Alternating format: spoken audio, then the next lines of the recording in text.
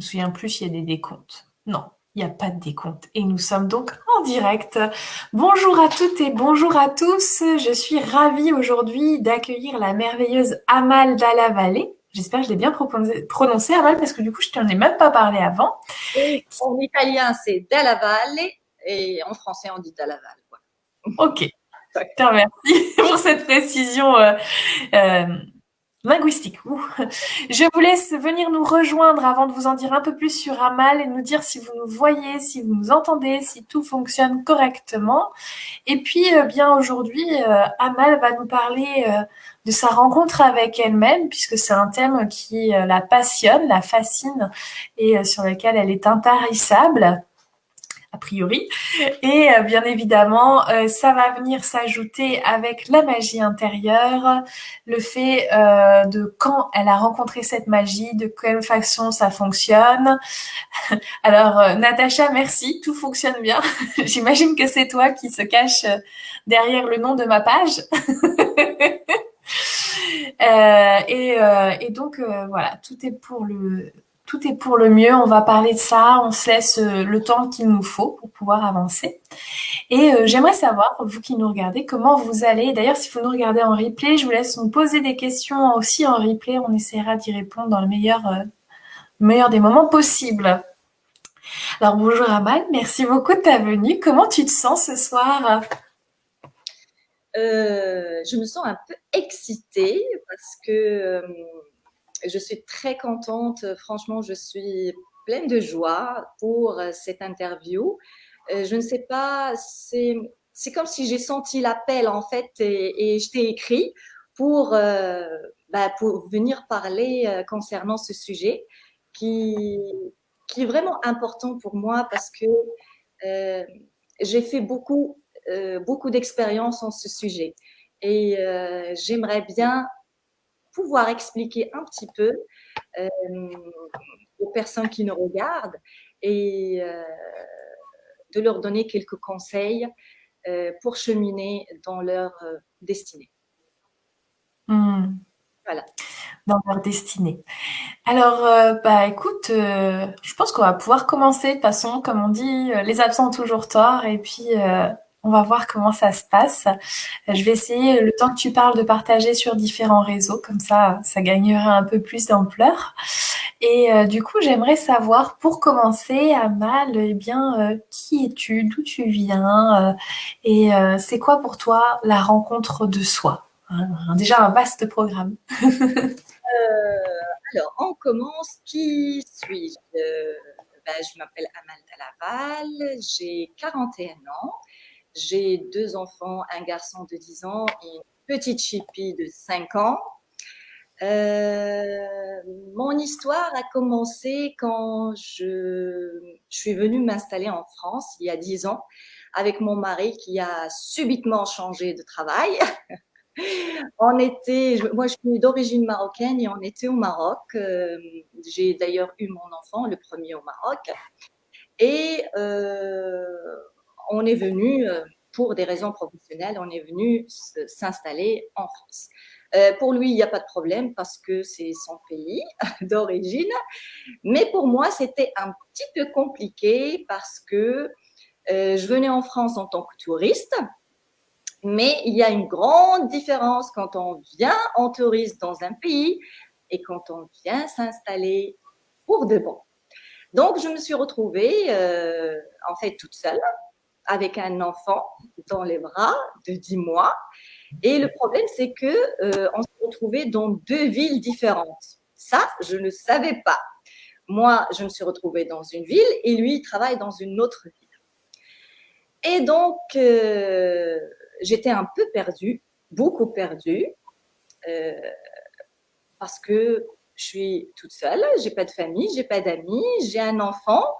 Ma vie a changé 360 degrés et mon fils est petit, donc je pouvais pas faire vraiment des relations sociales au début parce qu'il n'y a pas d'école. Je ne travaillais pas et c'était un petit peu déprimant un peu. J'ai frôlé la dépression pour tout dire. C'était vraiment compliqué. j'ai passé les 2 premières années à pleurer et à vouloir retourner dans mon pays. Et, euh, et j'avais un ami qui s'appelle Bob, mon mental, qui était vraiment un ami fidèle. Et il était là dans tous les moments. Et il a fait vraiment son travail d'une manière excellente. Donc, pour moi, c'était vraiment difficile au début. Et puis, tu sais, quand on change ou quand on marche et tout va bien, ça va. Mais quand on a un petit caillou dans les chaussures, c'est là on se rend compte qu'il y a quelque chose qui ne va pas et on cherche où est-ce qu'il est le caillou pour l'enlever. Et l'être humain, il change soit parce qu'il y a un traumatisme, soit il y a une catastrophe qui peut être une maladie, qui peut être un choc sentimental. Donc, et pour moi, il y avait quelque chose de ça. À un moment, quelque chose m'a donné comme une claque sur la figure pour que je me réveille. Et puis, je me suis dit, mais où es-tu? Je me retrouvais plus, en fait. Je me reconnaissais plus. Et je me suis dit, stop. J'ai dit à Bob, tu sais, Bob, tu vas te mettre là, s'il te plaît, à côté. Merci pour ton accompagnement dans toutes ces années. Tu vas rester là. Je vais m'occuper de mon esprit moi-même. Et donc, c'était vraiment là la première prise de conscience. C'était ça. Et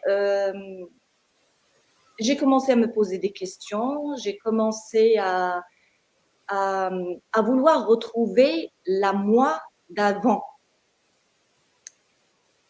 Mais dans ma quête, j'ai retrouvé une autre personne. Ça veut dire, ce n'est plus la moi d'avant que j'ai retrouvée, mais c'est plus que ça. Est-ce que tu veux me poser une question ou je continue? Alors, qu'est-ce que tu veux dire par c'est plus que ça? Qu'est-ce que tu as découvert de plus? Ou est-ce qu'il y avait que du plus, mais où il y avait aussi un peu de moins, des choses qui sont pas tout à fait justes? Dis-moi tout. Oui, en fait, quand j'ai fait cet arrêt avec moi-même et j'ai commencé à me poser des questions, je voulais en fait retrouver cette personne avant l'événement, avant tout ce que j'ai vécu, avant toutes les situations difficiles et tout ça, la Amal, la joyeuse qui raconte des blagues, qui est positive, qui est ceci, cela, ça c'est moi, c'est vraiment moi. Mais quand j'ai commencé cette quête de soi et j'ai commencé à m'intéresser bien sûr au développement personnel et j'ai commencé à méditer aussi, j'ai trouvé cette Amal-là et encore plus. Je suis partie un peu plus loin pour retrouver la vraie moi, vraiment, qui a plus que ça et qui veut donner encore plus et qui veut rigoler encore plus et qui veut partager encore plus et avec une mission de vie. Tu sais, quand j'étais petite, je voulais toujours être genre avocate. Je défendais les gens, je défendais surtout les femmes de la famille. Et comme tu sais, bien sûr, dans les pays un peu en voie de développement, on a le modèle patriarcal. Ça veut dire c'est l'homme qui décide et c'est l'homme qui a le dernier mot et la femme c'est juste à côté. Voilà. Ça change maintenant avec la nouvelle génération, mais il y a quand même ça encore dans la société. Et moi, je voyais ces femmes qui étaient soumises et qui discutaient pas et qui se défendaient pas. Et je me disais, mais pourquoi? Même, parfois, j'étais en face de mon père et qui me disait, je me rappelle que Dieu ait son âme, je me rappelle, il me disait, mais je me demande, mais c'est qui le père et c'est qui la fille? Et moi, je lui répondais, je lui dis, mais papa, ce n'est pas le problème que c'est moi la fille et toi le papa. C'est question de principe. Ce n'est pas, ce n'est pas, ce n'est pas le rôle. C'est juste, je voudrais discuter ça avec toi. Et d'ailleurs, il était ouvert à la discussion. D'ailleurs, j'ai appris beaucoup de choses de lui, l'ouverture d'esprit, il a voyagé beaucoup. Euh, il aimait, il était ouvert aux autres cultures, aux autres langues, aux personnes. D'ailleurs, je crois que l'image de ma famille maintenant, elle reflète ce que j'ai appris de l'éducation de mon père. Je suis mariée à un Français d'origine italienne, je suis marocaine et mes enfants, ils sont, voilà, et on habite en France. Donc, c'est un melting pot. c'est ça. Donc, je reviens quand j'étais petite, je voulais pas être avocate, mais j'avais cette vocation à défendre et à, je vais pas dire conseiller, mais à, genre à guider, à dire non, il vaut mieux que tu fasses ça ou tu fais ça. Et j'avais toujours cette capacité aussi à assembler les gens, à être que les gens sont autour de moi. Mais pour une raison, ce n'est pas pour les influencer comme ça à tort et à travers. Non, j'avais un message, quelque chose à dire. Quand j'étais, par exemple, au collège, j'étais aussi le capot de la classe. Je défendais celles qui n'arrivaient pas à parler aux professeurs, je prenais la parole à leur place. J'étais toujours dans cette militarisme, on dit ça. J'étais militante, c'est ça. Mais à titre officieux, pas officiel. Donc, voilà. Et je crois que maintenant, si je suis là où je suis et je fais le métier que je fais de coach parental, c'est parce que ça me tient à cœur la place de la femme dans la famille et dans la société. Ça me tient à cœur aussi l'éducation de nos enfants. Je suis complètement convaincue que on peut changer le monde grâce à l'éducation de nos enfants. Et ça, c'est vraiment important. Et avec tout ce qu'on voit dans la société, la violence, tout ce qui se passe, je me dis, il n'y a que l'éducation qui peut faire la différence. Voilà. Carrément. Et alors, juste avant, on va faire un petit coucou à Carmelo. Je pense que c'est que...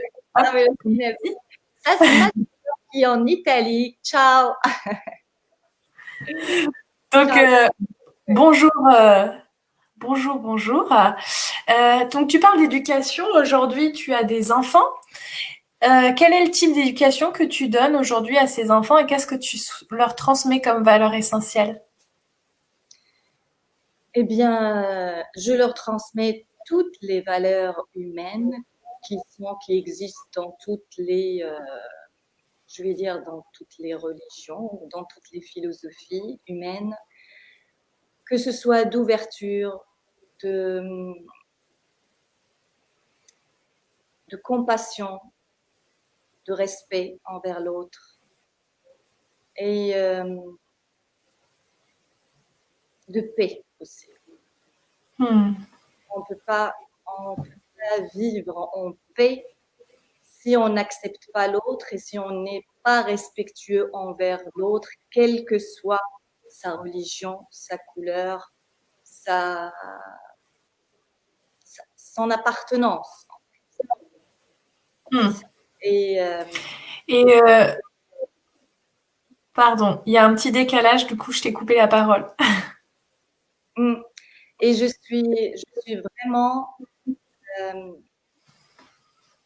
suis vraiment sensible à ce point parce que en tant que je suis d'origine marocaine, je suis française mais d'origine marocaine. En tant que, par exemple, marocaine, on peut être un étranger, on peut être quelqu'un dans un pays étranger, on est toujours l'ambassadeur de son pays.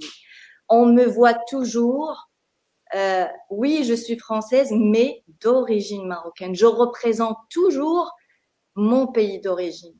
Et c'est pour ça que je suis très contente quand je vois des gens qui représentent bien leur pays, qui donnent cette image d'ouverture, cette image de, euh, d'acceptation. On est tous des frères et des sœurs sur cette terre, ça, je suis convaincue. Mais euh, il y a des gens qui c'est difficile pour eux d'accepter. Et je comprends. C'est pour ça que je retourne toujours à l'éducation et je me dis que pour faire la différence, il faut bien éduquer nos enfants à toutes ces valeurs humaines. Hmm. Il n'y a pas, Et, il n'y a pas que notre avis qui compte, il y a la vie de tous les autres. tout à fait. Et du coup, tes enfants aujourd'hui sont dans une école, on va dire, publique standard. Ils sont à l'école de la ville, quoi, du quartier. Ok. Et comment ça se passe justement avec ce contexte sanitaire un petit peu spécifique par rapport aux valeurs que tu leur inculques et peut-être la difficulté inhérente par exemple au port du masque ou des choses comme ça, où ça peut être un peu plus difficile à vivre pour les enfants, pour leur propre liberté d'expression peut-être. Bah oui, mais ils peuvent rien faire. On est soumis à cette décision du gouvernement, donc on peut pas faire autrement. Pour le grand, il porte le masque, la petite non, elle est en grande section, donc l'école maternelle, il porte pas le masque. C'est vrai que c'est difficile, c'est vrai que ce n'est pas évident que ce soit pour les professeurs et pour les enfants. Mais je dis à mon enfant toujours, tu sais, ça va finir un jour et il faut toujours voir le bon côté des choses. C'est vrai que c'est pas évident qu'un enfant comprend c'est quoi le bon côté des choses dans le port d'un masque. Mais le bon côté, c'est que tu vas pas être malade, tu vas pas être contaminé et tu vas pas contaminer les autres. Aussi, parfois les professeurs, ils sont un petit peu sur les nerfs. Je dis à mon fils, par exemple, il faut comprendre, le professeur aussi, c'est un être humain, il a ses propres problèmes aussi, et porter le masque toute la journée avec des enfants et euh, essayer de leur transmettre le nécessaire, c'est quand même pas évident. Donc, je compatis. Hmm. Ok. Et au niveau des coachs, enfin, tu disais que tu étais coach parental, donc tu travailles aussi au niveau des couples, si je dis bien les choses. Moi, je suis spécialisée vraiment dans les mamans. Je m'adresse aux mamans. Je n'ai jamais coaché de papa. Je coach que les mamans. Euh, Ça me parle bien. Je crois que mon message est clair et que finalement, j'attire que les mamans. Ok. Est-ce que tu as eu dernièrement des mamans justement qui se posaient des questions, peut-être pour faire école à domicile, comme le premier confinement a pu mettre les parents soit en échec, soit dans une sorte de révélation de c'est plutôt agréable. Est-ce que t'as eu des demandes particulières par rapport à cela? Les demandes par rapport en fait aux les problèmes qui surgissent dans des situations pareilles. Bien sûr, dans le premier confinement, c'était difficile parce que les deux parents se retrouvaient en même temps à la maison. Et ici, les deux parents travaillent. C'est vraiment pas évident de faire aussi école à la maison parce que euh, le papa, il doit être connecté pour faire le télétravail. La maman, elle doit être aussi connectée pour faire le télétravail. Et s'il y a deux ou trois enfants, c'est vraiment, il faut faire une organisation euh, vraiment claire pour que chacun détermine ses priorités, quand est-ce qu'il doit être connecté et comment il va faire avec les enfants.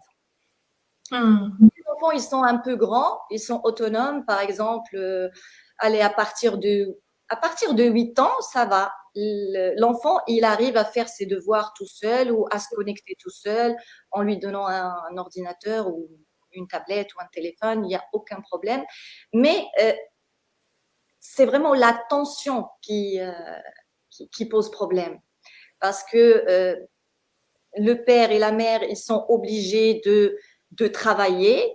Et dans ce climat, le climat n'est pas vraiment approprié pour faire tout ça. Donc, il faut prendre sur soi et il faut trouver d'autres stratégies pour pouvoir surmonter cette épreuve. Ok, très bien. On va revenir un petit peu dans le sujet qui nous intéresse. Donc, tu parlais que tu avais découvert donc une autre toi beaucoup plus. Est-ce que je peux dire le mot puissante? Oui, ben, d'ailleurs, je vais en parler. Ah bah écoute, parle-nous de cette moi puissante justement. Qu'est-ce qu'elle a apporté de plus que on va dire, la petite Amal ne faisait pas encore? Oui, oui, oui. Alors, d'abord, quand j'ai fait cette rencontre, franchement, quand j'ai fait cette expérience, c'était pendant une méditation que j'ai poussée un petit peu plus loin, genre 1 heure. Et je me suis jamais sentie bien de ma vie que pendant cette méditation qui m'a révélé un amour pour moi, mais un amour pour moi géant.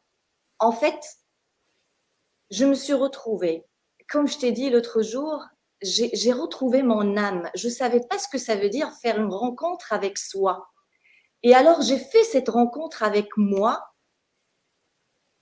et j'ai commencé à avoir des pensées dans ma tête et à avoir des choses, de ressentir des choses que je n'ai jamais ressenties.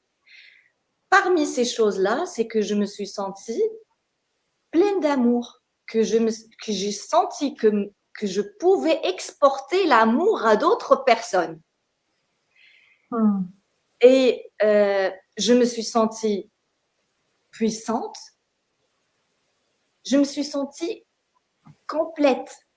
Tu vois, ce sentiment de complétude. Et du coup, quand je me suis sentie tout ça, après cette méditation, c'était une autre moi. Ce n'était pas, c'était la moi plus autre chose. Ça veut dire que j'ai franchi vraiment un stade de découverte, si on veut dire, de découverte de soi, qui m'a donné l'occasion de me choisir, de tomber amoureuse de moi, de tomber amoureuse de la vie. Je n'avais aucune préoccupation. J'ai compris ce que ça veut dire ne plus avoir peur. Ne plus avoir peur de l'avenir. Parce que je ne t'ai pas expliqué ça, mais quand j'étais bien sûr dans les 2 premières années et j'ai frôlé la dépression, je vivais dans le passé. Je vivais toujours dans le passé. Mon corps était en France, mais ma tête était au Maroc. Je vivais pas en France, je vivais au Maroc. Je vivais sur mes réalisations, mes gloires, que j'avais une vie réussie. J'étais responsable, j'avais un travail, j'avais des relations sociales et tout ça. Et je me comparais sans cesse. Je comparais toujours ici à là-bas. Et comme je trouvais, bien sûr, comme le mental ne trouve pas une preuve d'ici qu'il y a quelque chose qui est bien, donc je vivais là-bas. Et je me disais, oui, peut-être que plus tard, ça sera bien, mais par peur. Ce n'est pas par amour. Par peur de demain. Peur. J'avais cette insécurité. Alors, quand j'ai fait ma rencontre avec moi-même, je me suis sentie apaisée. Oui, c'est vrai, je me suis sentie apaisée et dans une sécurité extrême. C'est comme si tu dis, tu es entre les mains de quelqu'un qui sait plus que toi et qui te dit, relax, relax, tout ira bien et tout ira pour le mieux. Oui, oui. Et c'est ça vraiment que j'ai senti, c'est cette puissance en moi et cet amour pour moi. Et bien sûr, ce qui m'a permis d'être une autre personne, je suis devenue plus calme, plus zen. C'est vrai que je travaille sur moi en développement, je suis coach parental et je travaille sur moi pour ne pas me mettre en colère, ne pas m'énerver facilement et tout ça. Mais quand j'ai fait cette rencontre avec moi-même, avec mon âme, si je peux dire, parce que j'aime bien ce terme, parce que c'est vraiment cette rencontre avec son âme, avec son essence, avec le fond de toi. Cette rencontre avec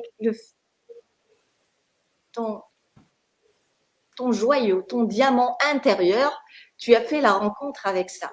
Donc, je suis plus aimante, je suis beaucoup plus ouverte, je fais plus confiance à la vie, à moi-même, à mes compétences. Je fais confiance en Dieu, je fais confiance en l'univers. Je fais confiance. Je suis apaisée, sereine.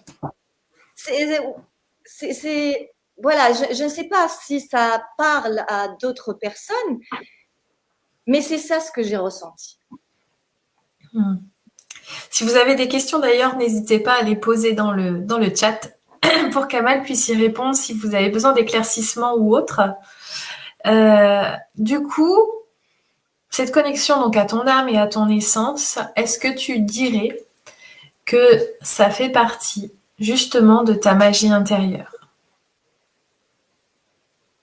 Bien sûr, c'est le fond de la magie intérieure. Parce que le fait de faire cette rencontre, ça m'a permis de sentir cette magie, cette puissance, comment je pourrais le dire? En fait, ça, même si tu veux la décrire avec des mots, ça n'a pas de mots parce que c'est du ressenti. C'est vraiment grand. Et tu te sens grande, en fait. Tu te sens plus grande que tout. Et tu te sens plus grande que tes objectifs, que tes émotions, que tes pensées, que tout ce qui peut se passer dans la vie. Tu es beaucoup plus grande que ça. Et c'est ça la magie. C'est ça le fond de la magie. Parce que quand tu ressens tout ça, tu deviens magicienne de ta vie, non? Je sais pas. Est-ce que ça a eu une incidence sur ton entourage? Est-ce que les personnes se sont rendues compte que quelque chose avait changé en toi sans mettre forcément des mots, enfin les mêmes termes que les tiens? Oui, bien sûr, bien sûr. J'ai changé en termes de comportement avec mes enfants. Comme je t'ai dit, je suis plus aimante, je suis plus sereine, je suis beaucoup plus calme. Parfois, mon fils, il me voit et j'ai un sourire sur les lèvres. Comme ça, je suis assise, mais j'ai ce sourire. Il me dit, maman, tu as médité aujourd'hui? Donc, il voit que quand je me connecte, quand je médite, après, il y a les effets. Et maintenant, je rate pas l'occasion. J'ai minimum 1 heure par jour. Je fais ma méditation pour pouvoir perpétuer cette magie. Et même mon mari, bien sûr, avant, bon, on se disputait comme tous les couples, mais maintenant, Et il y a des choses que j'accorde plus d'intérêt ou d'attention. Je me dis bon, ben, c'est pas grave, c'est pas vraiment important. Donc, et même lui, il a remarqué. Donc, cette magie-là, ça se répand sur toutes les sphères de notre vie, que ce soit avec notre famille, avec les gens qu'on rencontre, avec les gens qui croisent notre chemin aussi. C'est c'est vraiment magnifique, je trouve. Et ça, est-ce que c'est une rencontre que tu permets aux personnes qui te sollicitent au travers de ton activité? J'ai pas compris la question. C'est Le fait de se reconnecter à son âme, sa magie, quel que soit le mot qu'on va mettre derrière, est-ce que c'est quelque chose que tu permets aux personnes qui te contactent? Ça veut dire, est-ce que je transmets Oui. ce savoir que j'ai? Oui, oui, pour les personnes qui sont dans mon programme, pour les mamans, oui. J'en parle pas beaucoup sur les réseaux sociaux, mais bien sûr, si quelqu'un me pose la question, je lui réponds clairement, quoi. C'est ça. Mm. Au contraire, moi, je suis quelqu'un qui aime transmettre les choses. Et j'aime bien quand je suis dans un état de joie, j'aime bien partager avec tout le monde. Ou par exemple, si j'ai une information ou quelque chose que j'ai apprise, j'aime bien la partager avec les gens pour qu'ils aient les mêmes résultats que moi. Ouais. Et du coup, par rapport aux personnes qui sont présentes ce soir, comment tu pourrais leur transmettre cette connexion? Comment tu pourrais peut-être créer un déclic pour qu'elles puissent elles-mêmes se connecter à cette magie-là? Eh bien, le déclic, c'est pas moi qui va le créer. Normalement, chaque personne, c'est la personne qui doit avoir le déclic et il doit prendre conscience de ce qu'elle veut exactement, euh, de se poser les bonnes questions. Qui suis-je? Qu'est-ce que je veux?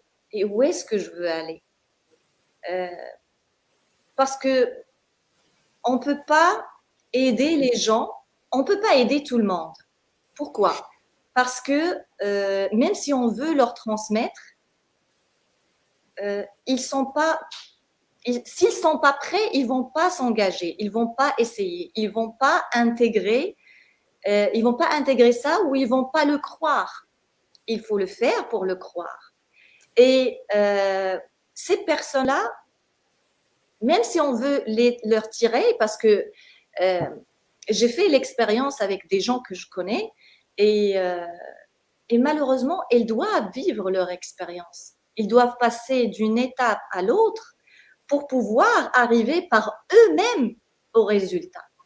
Même si je donne les conseils, même si je donne la méthode que je fais, si la personne n'est pas prête ou il n'est pas consciente du fait qu'elle doit le faire pour avoir des résultats, elle, elle, elle pourra pas le faire et elle pourra pas avoir les bons résultats. Donc, c'est une expérience, je pense que c'est une expérience personnelle et que c'est la personne qui doit avoir le déclic et la prise de conscience pour faire le premier pas ou pour aller plus loin dans sa vie ou avec elle-même. Hmm. Alors, je fais un petit coucou à Rita au passage qui nous a rejointe. Coucou ma belle Rita. Alors, j'entends ce que tu dis, à savoir que c'est une prise de conscience que l'on a quand on est enfin prêt. Je mets le mot enfin parce que il y a vraiment cette notion-là qui est, je pense, ah, enfin quand même, il était temps. je crois, puisqu'à la base, on est tous déjà à la base enfants et c'est juste qu'on s'en déconnecte en grandissant, mais ça, c'est ma perception. Et je sais plus ce que je voulais dire. J'adore. Du coup, Non, je me... personne, est-ce qu'ils sont prêtes ou pas encore et la prise de conscience. Hmm. Mais tu sais, En fait, ma question, elle va être un petit peu bizarre peut-être, mais pour que les personnes, elles prennent conscience qu'il y a peut-être ce manque ou ce manque de connexion, il faut justement qu'elles sachent de quoi tu parles, de quoi on parle, et donc du coup, quel serait ce message que tu pourrais porter éventuellement pour que elles puissent comprendre qu'autre chose est possible. Ah oui. Mm. Tu vois ce que je veux dire? Oui, je vois ce que tu veux dire. Alors, bien sûr, quand on est triste, quand on se met en colère rapidement, quand les relations avec les gens qui nous entourent, elles sont pas vraiment au top, quand il y a plusieurs choses qui ne vont pas dans notre vie et qu'on essaye de les laisser de côté, quand on veut faire quelque chose ou on veut réaliser quelque chose ou arriver à un objectif et on n'arrive pas, c'est là où il faut s'asseoir et se poser les questions. Et c'est là où tu dois te dire, mais il y a quelque chose qui ne va pas dans ma vie. Je dois changer quelque chose. Et pour changer quelque chose, il faut commencer bien sûr par changer ses pensées. Ça a bugué. Tu m'as entendu? Oui, j'ai entendu. Il faut commencer par changer ses pensées.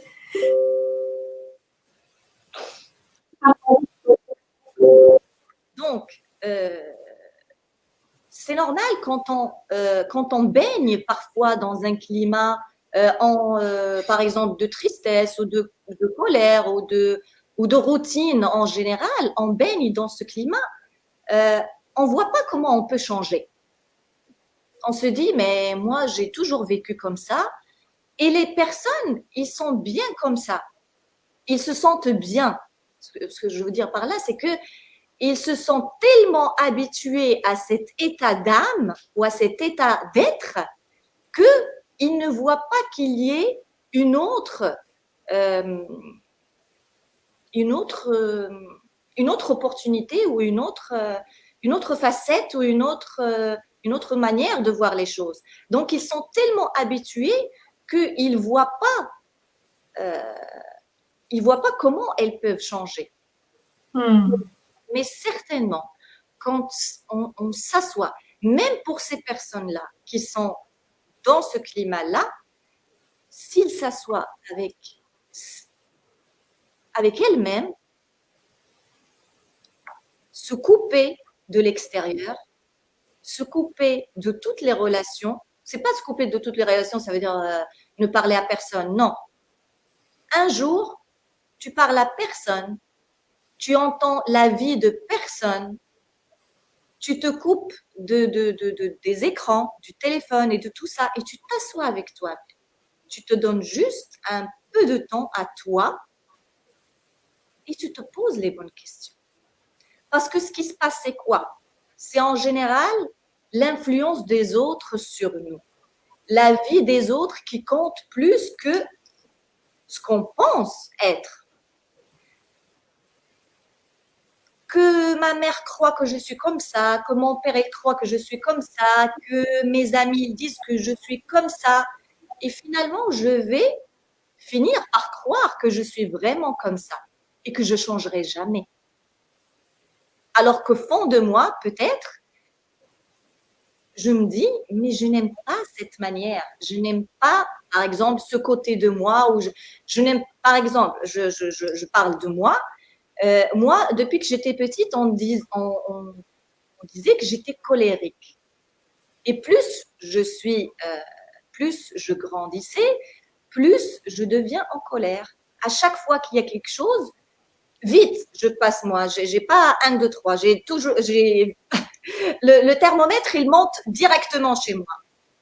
Mais pourquoi? Parce que j'ai entendu que ah oui, mais tu sais, Amal, oui, elle est comme ça.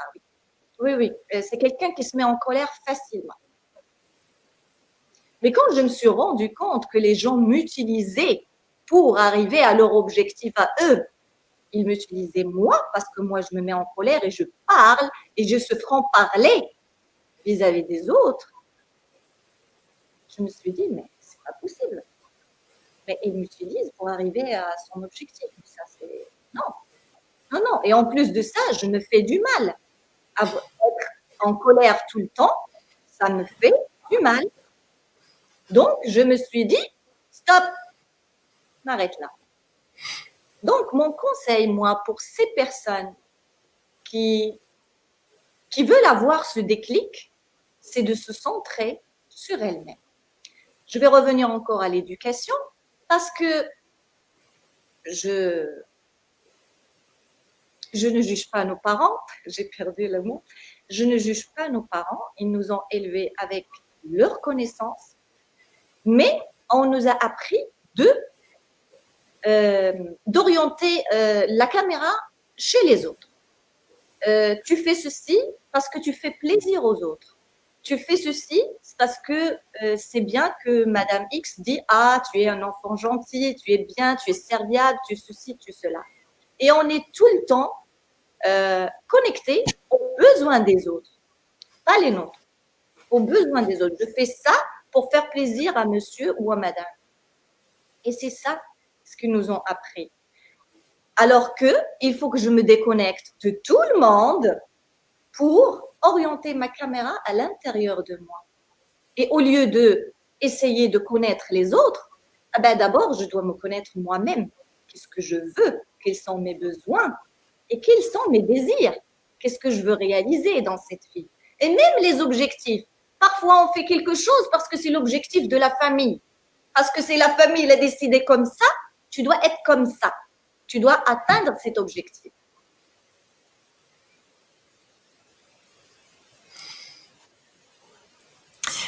Ok. Tu parles d'objectifs. Moi, j'ai envie de te parler de choix. La Amal d'avant, comment faisait-elle ses choix par rapport à la Amal de maintenant? Ah oui, la Amal d'avant, elle était occupée par les autres. Ce que je racontais maintenant. J'étais occupée par les autres, je faisais pas un pas si je demandais pas est-ce que c'est bien ou c'est pas bien ou qu'est-ce que t'en penses ou est-ce que tu me vois, par exemple, je demandais à quelqu'un est-ce que tu me vois faire ça? Alors je me faisais pas confiance à moi-même. La Amal de maintenant, elle se connecte à elle et laisse son âme la guider à ce qui va se passer. La demande, parce que parfois, on demande à quelqu'un qui a plus d'expérience que nous dans un domaine ou un autre pour avoir un conseil. Ce n'est pas ça. Non, ça c'est bien de consulter quelqu'un qui a plus de connaissances que nous. Mais moi, je parle de ne pas faire un pas sans demander l'avis des autres. Ne pas, je ne sais pas, acheter une robe sans appeler 3-5 personnes pour demander est-ce qu'elle est belle ou pas belle, qu'est-ce que ça va. C'est juste un exemple, je ne fais pas ça. Mais pour d'autres choses, je faisais ça. Et ça, ce n'est pas bien. Ce n'est pas bien. C'est bien d'avoir l'avis des autres, mais c'est très bien de se centrer sur soi et d'avoir la vie sur soi déjà. Et alors, si on exclut les autres de l'équation, oui. Comment tu fais des choix quand tu es face à ton Bob ou à tes peurs? Là maintenant, je peux te dire que le Bob, il est en retraite. Hein. Il est, ça fait longtemps que mon Bob est en retraite. Maintenant, quand il passe, je l'attrape et je dis tiens, ça c'est pas moi. Tu sais, quand tu commences à t'observer et quand tu fais ça souvent, tu commences à savoir quelles sont les pensées que Bob il t'envoie. Donc, tu es plus consciente. Et les choix que je fais maintenant, je te l'ai dit, franchement, je me laisse guider par mon instinct ou mon intuition, je ne sais pas comment on l'appelle, mais je me laisse guider et je fais confiance. C'est tout. Et je suis très bien et je suis franchement, je suis franchement bien dans ma tête et bien dans mon corps. Je me sens bien. Alors, je vais te donner un cas concret. Oui, Si tu avais le choix justement de faire un événement comme celui que j'organise, comment tu prendrais cette décision à l'intérieur de toi? Explique-nous le processus un petit peu de comment en fait tu vas aller toucher, on va dire, ta vérité pour ta décision. je n'ai pas bien saisi la question. Qu'est-ce que tu veux exactement? Euh, quand J'ai tu prends quand tu prends une décision, Mhm. généralement, tu as toujours un peu le pour et le contre qui sont dans ton esprit. Enfin, il y a toujours, même si c'est à des volumes différents, il y a toujours un petit peu cette balance qui vient à l'intérieur de soi. Bien. J'ai donné l'exemple de l'événement que j'organise. Par exemple, la balance que la plupart des gens pourraient avoir, c'est l'intérêt versus le prix. Tu vois, ce côté un petit peu binaire qu'on pourrait avoir. Et donc, la peur de faire un mauvais investissement, par exemple. Par Oui. exemple. Donc, comment tu fais, en fait, toi, j'imagine que pour des formations, par exemple, c'est quelque chose qui a pu venir te chercher par moment.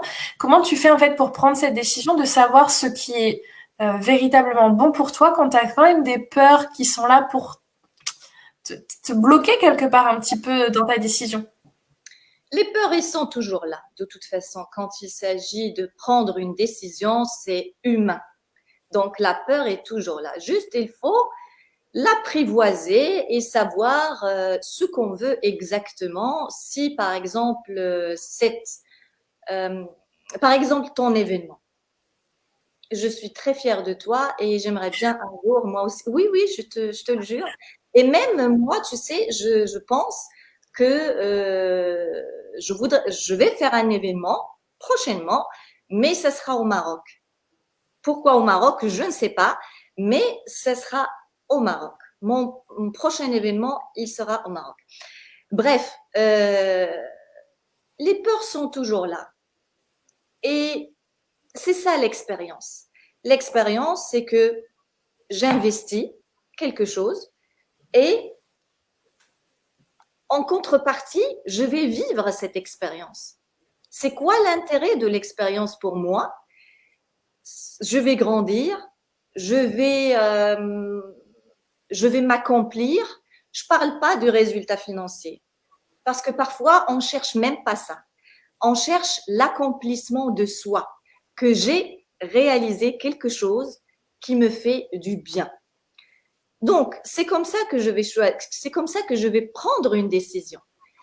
Euh, je fais confiance aussi, moi, beaucoup à mon mari qui me soutienne beaucoup dans mon activité et dans toutes franchement, dans toutes les situations, il était toujours là à côté de moi, même s'il est loin. Bon, mais c'est-à-dire, moralement, il est là, on va dire ça. Et on discute tous les deux. Il me donne son point de vue, je lui donne le mien. Mais la dernière décision, c'est moi qui dois la prendre. Et je t'ai dit, je fais confiance à ce que je veux exactement, à ce sentiment que je vais avoir après cette expérience que je vais vivre. Voilà. Je ne sais pas si j'ai répondu à ta question. Si, tu réponds très bien à la question. Je pense que plein de gens auraient répondu différemment parce que on est tous différents avec des filtres différents. Par exemple, si moi tu m'avais posé la question, ça aurait été une question de vibration. C'est-à-dire que moi j'aime bien sentir comment ça me fait vibrer. Est-ce que ça m'épanouit? Est-ce que ça me met en joie? Ou au contraire, est-ce que ça me met... c'est neutre. Allez, Ouais, on va dire que c'est neutre. Et c'est vraiment aller ressentir ça dans son corps, le vivre et se dire, quand même, s'il y a de la joie, même s'il y a de la peur, pourquoi pas? Why oui, not, comme dirait l'autre. oui, c'est ça. Et c'est un peu... Vibration parce que c'est vraiment ton domaine. Mais si je peux dire, mais je vibre aussi. Hein. Je vibre quand je suis accomplie et quand je suis contente. Juste du contact avec les gens, juste de cette expérience et de pouvoir transmettre mon message. Ça me suffit. Ça me suffit. Hmm. Voilà. Donc, je vibre à l'intérieur de moi. Carrément. Je vibre. Ça me rappelle un sketch. Bref. Et qu'est-ce que je voulais dire? Oui, parce qu'en fait, si je te demande ça, c'est aussi un pari que j'ai pris avec justement cet événement, c'est de donner peut-être le moins d'infos possible. Oui, Enfin, en tout cas, y aller progressivement pour justement que les personnes, elles se connectent déjà à cette magie qui est en elles, parce que j'ai envie qu'elles prennent conscience qu'au-delà de ça, c'est déjà présent. Le thème que j'ai choisi, la magie intérieure, c'est pas quelque chose que je vais apprendre, comme tu dis, hein. De toute façon, le déclic, on l'a quand on est prêt, clairement. Mais c'est juste de prendre conscience que c'est là. Et qu'à un moment donné, quand je serai prêt, je pourrai l'activer. ouais, c'est vrai. Mais on a tout à l'intérieur de nous. Tout est là. Et tu l'as dit au début. Euh, En fait, on s'est déconnecté de notre enfant intérieur. Parce que quand on est enfant, on a cette capacité de se connecter. C'est pas de se connecter, on est déjà connecté. Mais plus, bien sûr, le cerveau se développe et plus le cerveau analytique se met en place, donc on devient beaucoup plus pragmatique que émotionnel, si on peut dire ça. Tout à fait. Est-ce que tu aurais des choses à rajouter ce soir pour les personnes qui sont présentes, Amal, ou tu as dit tout ce que tu avais envie de nous transmettre? Oui, mais j'ai tout dit, mais je peux dire le mot de la fin. Franchement, c'est il faut faire cette expérience avec soi-même. Euh, il faut se donner la parole. Il faut s'écouter, se couper du monde extérieur, se couper de tout et se retrouver avec soi. Parce qu'il n'y a que ça qui compte, vraiment. Si on est content pour nous d'abord et après on propage ça. Mais si on est triste que pour nous. Et on le propage aussi. On voit des autres, mais en général, quand on est triste, on se recoqueville et on veut plus faire de relations, on veut plus sortir et c'est vraiment triste. Donc, Mm. euh, pour moi, se donner la parole, se retrouver avec soi et, euh, et laisser cette magie remonter parce qu'elle est là, comme tu as dit, et, elle est là et elle a toujours été. Sauf que, avec notre esprit analytique, on l'a mis de côté. Et parce que Mm. la société, elle est comme ça. Parce on, parce qu'on nous pousse vers la performance et on nous pousse vers l'analytique et on nous coupe de nous-mêmes. Mm. Donc pour moi, il faut faire cette connexion avec soi. Merci. Voilà. Merci beaucoup, Amal. Dis-moi sur quel réseau on te retrouve pour les personnes qui auraient envie de te suivre. Eh bien, je suis très présente sur Instagram, amal.dalaval.